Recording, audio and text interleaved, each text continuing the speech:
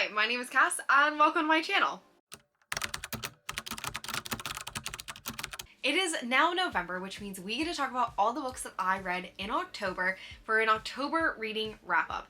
I read 19 books in the month of October and it totaled out to about 7,500 pages, which is truly wild behavior. But the wildest part is the fact that that wasn't even the best month I've ever had, and that's kind of scary. But either way, we are going to talk about all 19 of these books. I had 2 5 stars and neither of which were actually fantasy books, which is also wild because I love fantasy, but they actually ended up being romance books, which is a genre that I read, but I don't read very often. I do have quite a few maybes. It wasn't my favorite month in terms of the quality of the books that I read, but I was still able to read a few good ones, so I can't complain overall. I will say I think I have more maybes than I do yeses, but I didn't have any no's, which is what we consider actually successful. So let's get to all of these books. I'm going to give you a yes, no, maybe, but also a more in-depth, small review, short little review of these books on if I think you should read them or not, and you definitely should read the ones that I say yes because they're pretty dang good. The Fury of the Gods by John Gwynne. This was the third and final book in the Bloodsworn saga. This trilogy I have been reading since last year, and I read the first 2 books back to back, and then I just never picked up The Fury of the Gods, but I'm so glad that I finally did, and I'm really sad at the same time that this world and these characters are over because I already miss them so much. This is a Norse mythology inspired epic fantasy that follows along multiple characters as a god war is coming back. The gods ended up killing each other years ago, but now that they are back for vengeance against both the humans and also all of the gods again. When it comes to things I love and I'm going to miss the most about is specifically these characters. I loved the feeling of not only found family that you are going to find and witness and the love that these characters have for each other, but I also just really liked how complex every single one of them was. And I also really liked how the female main characters are portrayed in this because they are so badass. They are better than any and every single main character you will ever meet in this world. And I just think that says so much about John Gwynne and the fact that he puts so much emphasis and care into creating these well-rounded characters, and specifically female characters, says a lot. I loved Okra. She is one of the most amazing female main characters you will ever meet, but also every single one after that as well.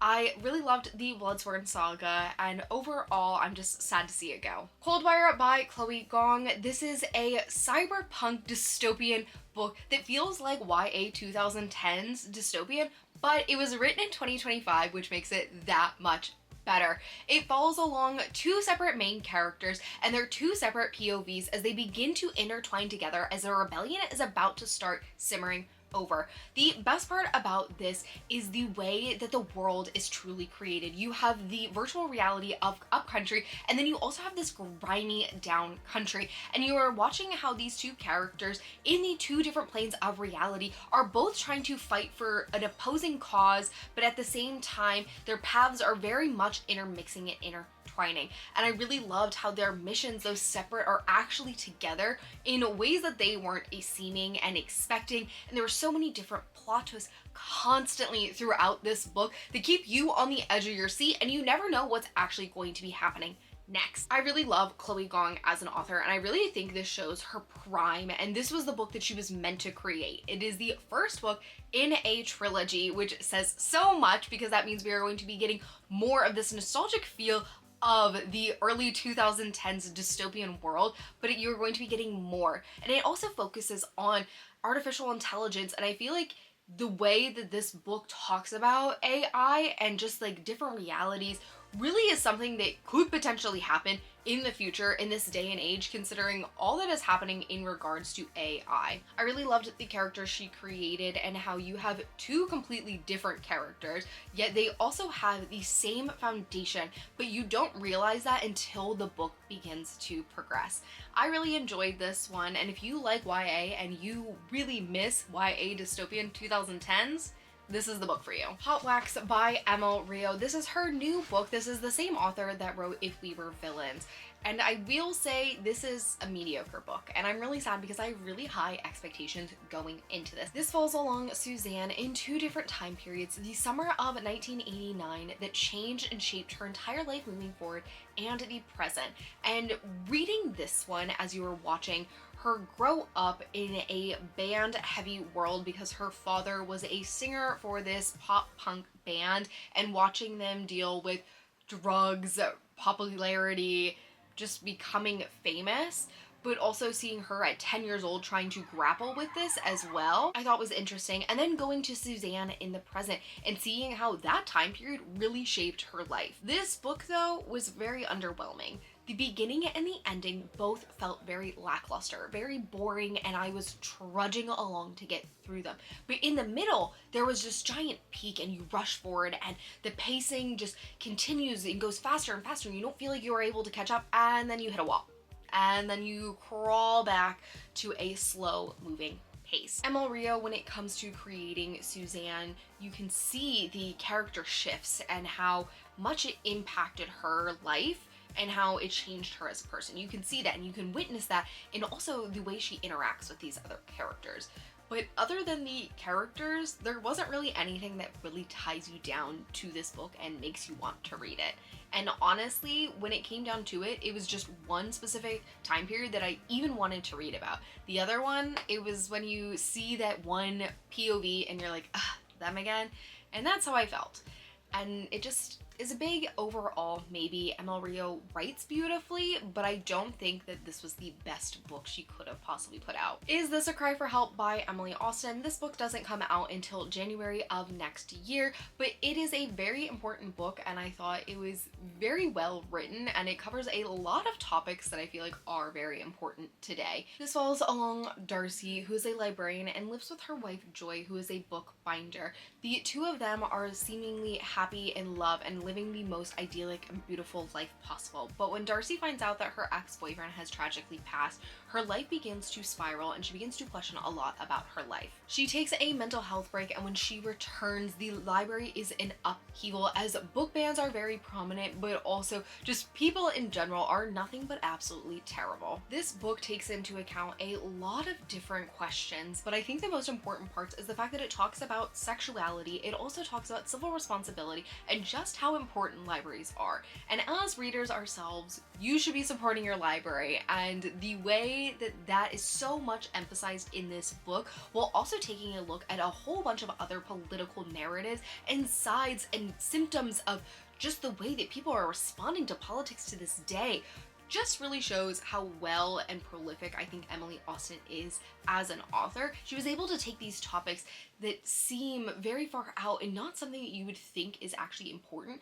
but it really is, and she makes it into an easily digestible, but also something that makes you want to take action as well. This book is on sale on the 13th of January, and I highly recommend picking it up if you are a fan of Emily Austen and if you're just a fan of your libraries in general. Ironbound by Andrew Givler. Castor wants nothing more than to be able to obtain a core heart, which gives him the ability to manipulate an element, and he is on the path to succeeding and reaching his dream, but when a vicious attack ends up occurring, everything that he was planning for his life gets turned upside down and truly on its head. He ends up getting bound to a symbol that he never wanted, gets taken to the Iron City, and is now forced into becoming a person he never wanted to become. And there's also so many different aspects that he wasn't quite prepared for when it comes to traitors in the Empire, when it comes to hidden threats up north, and just so much more in terms of the dynamics that he has with his friends, but also the dynamics that he has with himself. This is book one in a new series, and you are really given the chance to dive into Castor's mind, see what drives him, makes him who he is, what he wants to become, even when the person he wants to become is no longer possible. I overall really enjoyed this, and I'm excited to see where the rest of the series takes us, because based on book one, the emotional connection that I had to these characters, but also the way that the plot was turning and the ending, and not knowing what exactly is going to happen next, this was great. Ashes a Man by Christopher Rocchio. This is book 6? 5? 5. Ashes a Man by Christopher Rocchio. This is book 5 in the Sun Eater series, and every single time I think Hadrian's going to catch a break, he doesn't. and I know that we know what is going to happen. Everybody knows based on the first paragraph that he is going to blow up a sun, and we are going to witness how he gets there. And every single time I feel like we're finally getting there, we don't, but so much is always constantly happening. I really like the way that Christopher Rocchio has embedded these characters into the story that are so important to the plot that without them you can feel the loss. But I also really like how, even though these characters are so vital, the way that the politics are just also ingrained into this story, that without them everything would go up in flames, and you know that you need them, and you're watching and you are beginning to understand Hadrian's mind for as much as that you never will. I feel like in this book you're finally able to get the chance to step back and look at the big scale picture that Christopher Rocchio has created when it comes to the Cielcin, when it comes to Hadrian, when it comes to every single character you've ever met.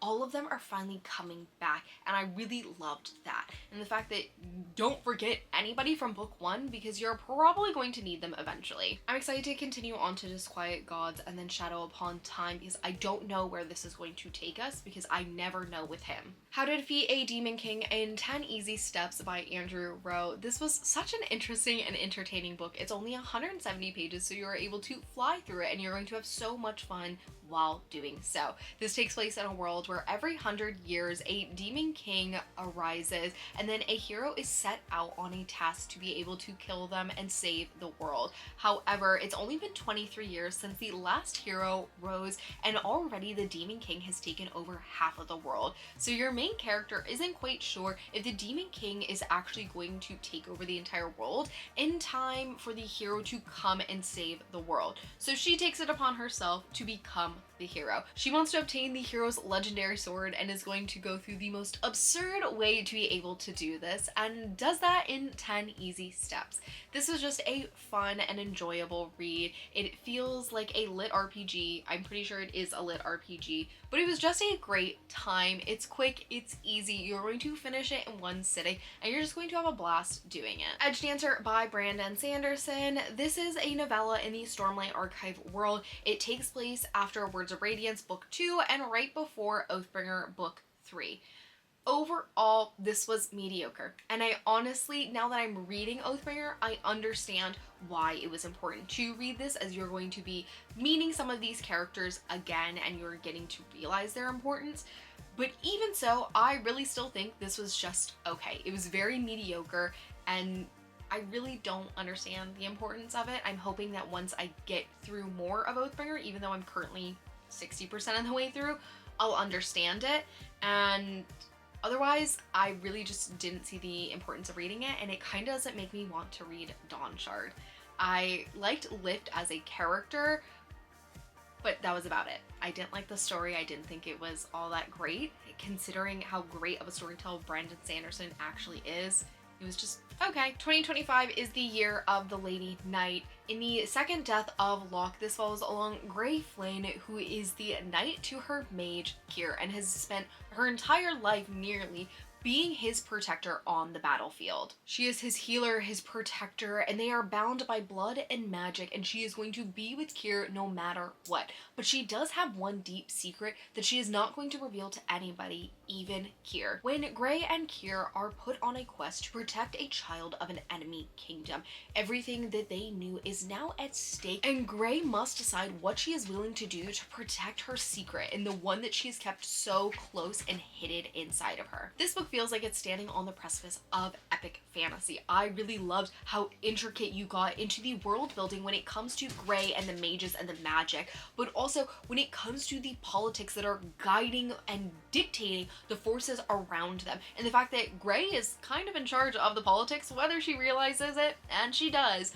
or really wants to act on it. I really liked also the relationship that Grey and Kier had, and the fact that Kier really wanted what was best for Grey, even though Grey wanted what was best for Kier and was going to risk her life multiple times throughout this story to protect him.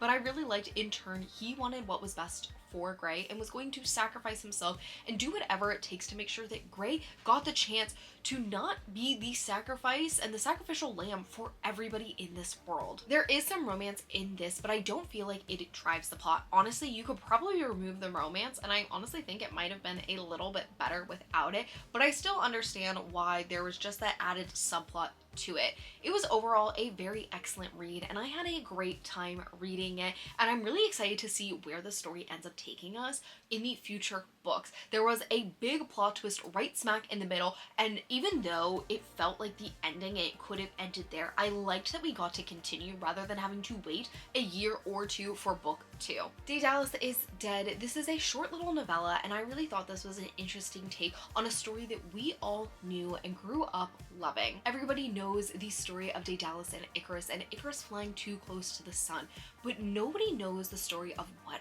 happens afterwards, and that is where this story takes us. We get the chance to look at fatherhood. We get the chance to see what grief looks like after you lose somebody you love, and because of the fact that you weren't able to do enough for them. Daedalus is trying to unite with Icarus in the underworld, but there are so many different forces keeping him apart, and it's trying to see how far he is willing to go to get that chance to reconnect with his son, but also you're going to witness the complexities of grief and how one is supposed to get over, or ever, if they can, get over losing the person they love the most in their life.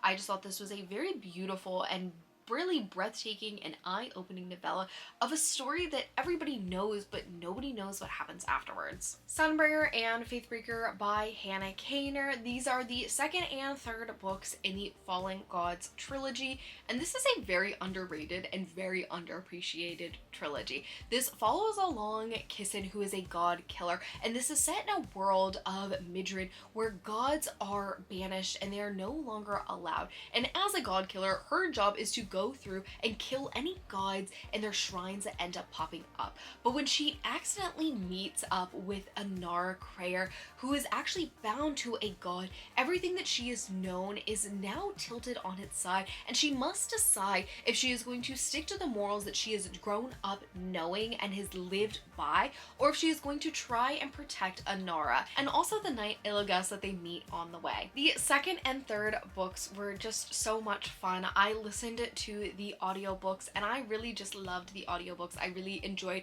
how deep and into the story you get, and how the audiobooks really just immerse you in that story in a whole different way. These two are absolutely thrilling sequels, and you cannot get enough of Kissin, Anara, Skeddycat, and even Illigas. And I really liked it.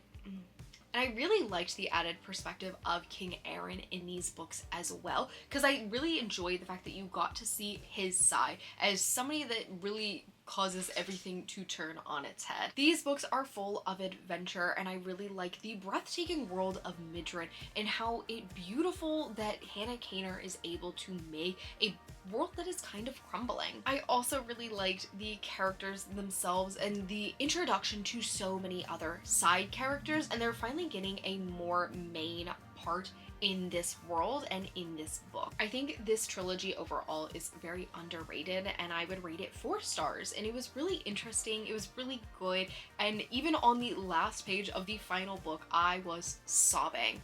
You just connect so much with these characters. You find so much love, joy, happiness, but also you find pain, sorrow, grief, all within the pages as well. I liked how these characters were able to grow, what they gained and what they lost along the way. An Academic Affair by Joni McAllister. This comes out on November 11th, and this was a fun romance book. It follows along Sadie and Jonah, who are academic rivals, both English professors, and they are both vying for the same job. When Sadie notices a little asterisk that says partner hire, she realizes that both Jonah and her can successfully get this job, and she hatches a plan to make this possible. The catch, they have to get legally married, and they've been rivals for years.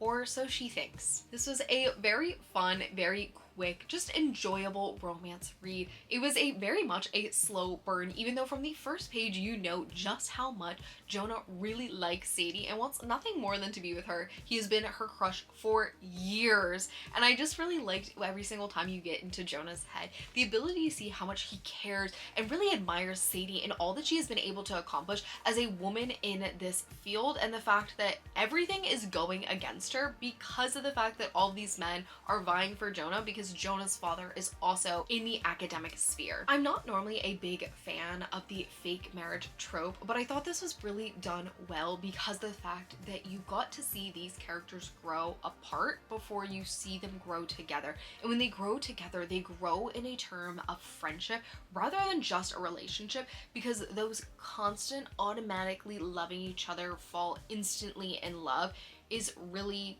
not my favorite. But I think Jodie McAllister did a great job at letting you see the progression, and you really got to see it as they both begin to let down their walls and finally let each other in. Twisted Souls by Shannon McClellan. This feels like every single other romantasy book you will ever read. Ever. It follows along Zara, who is new to the magic world because there is no magic in her world, but what she thought were dreams are actually real as she keeps getting dumped into a new world. And then you have Xavier, whose powers have been stolen, and he is on a mission to get them back before these evil witches, who are saying that their queen's return is very imminent, end up taking over. Zara is also stuck between Xavier and his brother on who is hotter and who she actually wants to be with. I'll be honest, I read this and it was so unmemorable that it was just okay, and I remember the basic beats because the beats are things that I have read multiple times before. The twist at the end was the most interesting part, and I feel like the last, I don't know, 75, 50 pages was the most entertaining, and I really was enjoying that. But the other 100 pages and the fact that I wasn't entertained by them, I wouldn't exactly recommend it unless you just want every single other book you have ever read to read it again. Leave Me Behind by K.M. Marnova. I loved this book so much. As somebody that does not read dark romance at all, I was obsessed with it. And you can ask all of my coworkers as I was reading passages of this to them at work how much I adored it. It follows along Nell, who is the sole survivor after everybody else on her force was brutally murdered, and then she gets transferred into Malum's squad, the squad that now hates her guts because of the fact that one of their members was killed because they did not meet the checkpoint that she was supposed to be at because her squad was getting murdered. Nell ends up having a one-night stand after she meets a hot guy on her plane to California as she is about to join the Malum squad.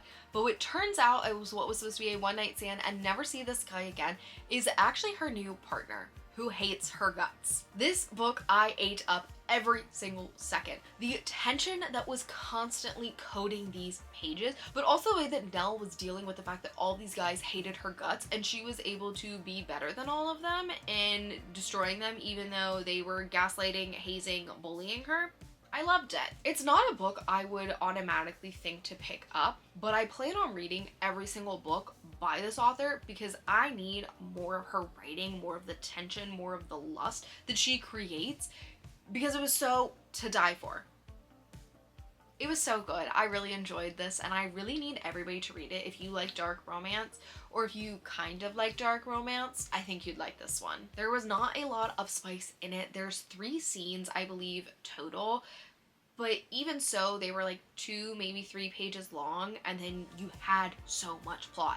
There was so much plot, which made it so much better, because I personally do not like romance books where it is all smut and no plot. No, there is plenty of plot in this, and you are going to eat up it. Sociopath by Patrick Gange. This is a memoir, and it follows along Patrick and her diagnosis as a sociopath, coming to terms with her diagnosis for herself, but also wanting to shed light on the disorder. disorder. It is a very misconstrued disorder, as you witness in these pages, as everybody believes sociopaths to be the worst of the worst, and she wants people to understand that that's not actually what it is.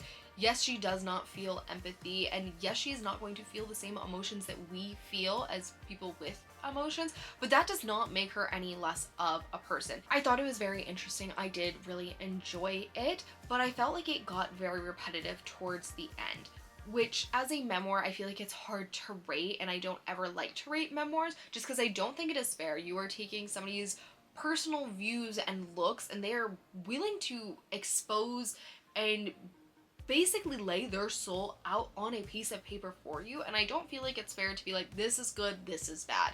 I just don't think that this book is going to be for everybody. It is very academic heavy, and you can see that Patrick really cares about the diagnosis and wants people to look at it through a different lens, but it does get repetitive at times as you are looking, and she is coming to terms with who she is as a person, and she comes to terms with the same thing 5 times. Nobody Knows You're Here by Bryn Greenwood. This follows along Beatrice as she ends up getting kidnapped after a kind stranger offers her a cup of coffee.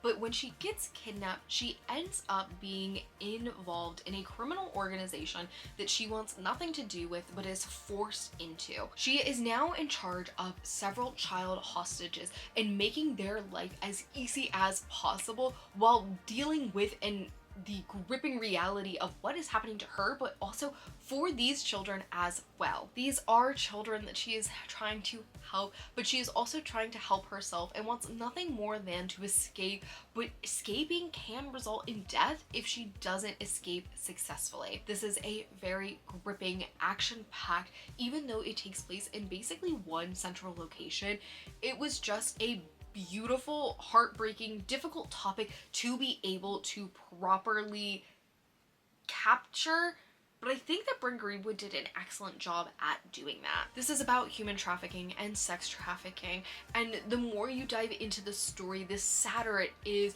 for so many different characters, but also for you as the reader to read this. Bryn Greenwood did an excellent job at not glossing over any of the dirty details. She was willing to dive head first, and you as the reader have to accept that is what you're going to do as well. It was very emotional. I was crying at about 50% of the way through because I connected with these characters, I connected with Beatrice, and you want nothing but the chance for her to escape and the chance for her to get home, even though it doesn't seem like anybody wants her at home. But you also have to realize that that might not actually be what's going to happen, and you have to come to terms with it. This book is about strength, it is about survival, and it is about trying to make the best of the absolute worst circumstances you possibly could be in. And it was a very emotional and very heavy book, but I think if you go into it with an open eye and knowing that this is going to be a lot mentally and emotionally, you will find so much within these pages. The Raven Scholar by Antonia Hodgson. Every 24 years, there's a competition that is set to determine who the next emperor is going to be. There are 7 competitors, but when one of them ends up being murdered, the lead investigator is now thrust into this competition where she has to not only determine the murder, but also try not to get murdered and potentially win this competition. This book has many different aspects to it that make it very interesting. When it comes to the unique world building, you have 7 different animals, and each animal, a character is put into that faction, and they have different types of skills and also different magic to them. And then you also have this diverse cast of characters with a female main character who is over 30 and also has a neurodivergent aspect to her, which is very unique, very different, and something I did definitely enjoy there. But you also have to look at the court politics and the politics in general, because the politics were otherworldly. This is a very epic fantasy book that is going to be for fans that like the Stormlight Archives when it comes to diverse cast of characters, but also a very intricate type of politics where every single time you think you begin to understand what's going on, another layer is added on to it. With all that being said, and all of the praise that I would have for it, this was not my favorite book, and it was just overall a maybe to it. I feel like there was a lot of fluff that went into creating it and making it as thick as it is.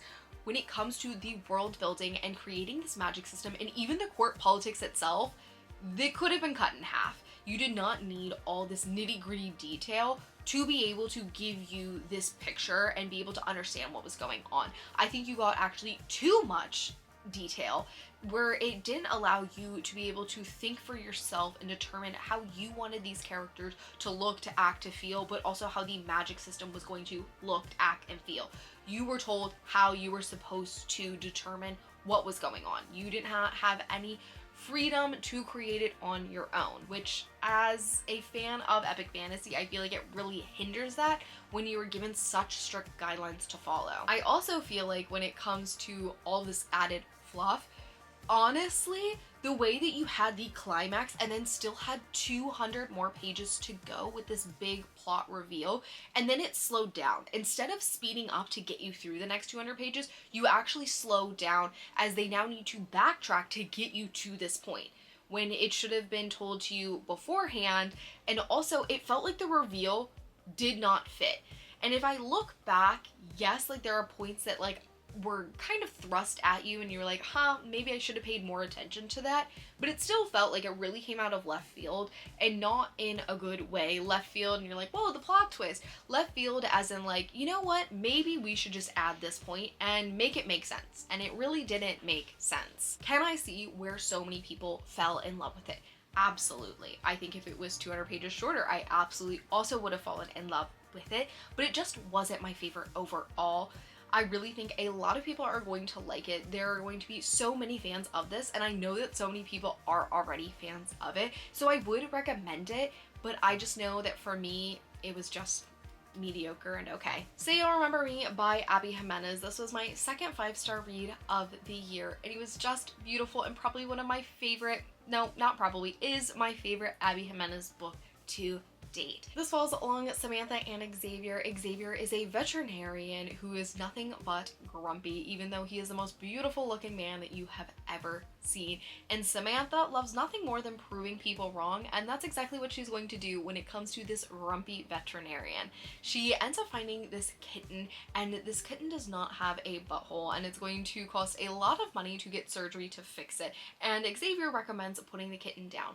But Samantha's like, actually, I'm going to crowdfund and get this kitten the butthole they deserve. So that's exactly what she does. And Xavier and Samantha, even though they both do not see eye to eye in this moment, have this instant connection. They go on a date when Samantha brings the kitten back to prove him right, and everything just seems like it's going to be happy and perfect from there. But actually Samantha is leaving Minnesota and going back to California, where her mom has Alzheimer's and her memory is beginning to fail more and more, and she wants to be with her family, be there to support them, but also be able to get the last little bit of time with her mother. Even though Samantha and Xavier have parted ways, the two of them just cannot stop thinking about each other, and they decide that maybe let's try long distance and see how this goes. I think Abby Jimenez did a fantastic job at creating this book. There are so many different aspects of it that give you this emotional feel and connection to these characters, but also to the plotline itself. I really liked the way that she created the long distance relationship because it felt real. That is what a long distance relationship feels like. You are pining for this other person, you want them, but you are also going to be looking at schedules, money, and also knowing that you want nothing more than to be with them, and you're deciding, do I let them go? Do I stay? What is it going to take? How is this going to work? I also really liked the Alzheimer's aspects of this plot because as somebody that loves their mother so much, the thought of losing my mother while still her physically being there but mentally not was heartbreaking, heart-wrenching, just horrible in so many different ways. And I think the emotional connection that I had with Samantha, but also getting the chance to go back in time a little bit as she remembers these memories with her mother, it was just heartbreaking beyond belief. and Abby Jimenez did a great job at evoking those emotional beats and points throughout this story. I loved this book. It is definitely my favorite Abby Jimenez book, and everything that Abby Jimenez writes I think is just so incredible. I like that even though her books are romance books, there is a plot and there is a message and there is a theme that is underlying and really propels the story forward. When it came to the month of October, I overall thought it was just okay in terms of the quality of the books that I read.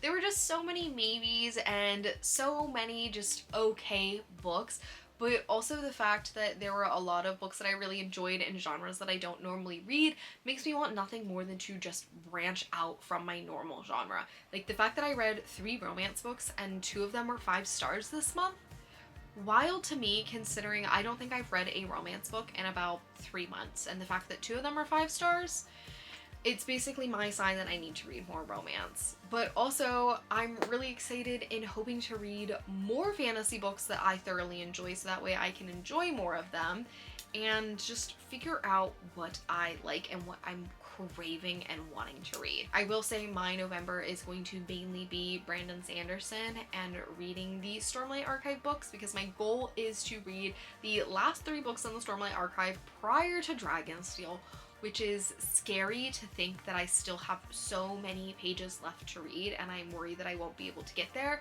But when I look at the amount of pages I read this month, I'm hoping that's a good sign that it will happen.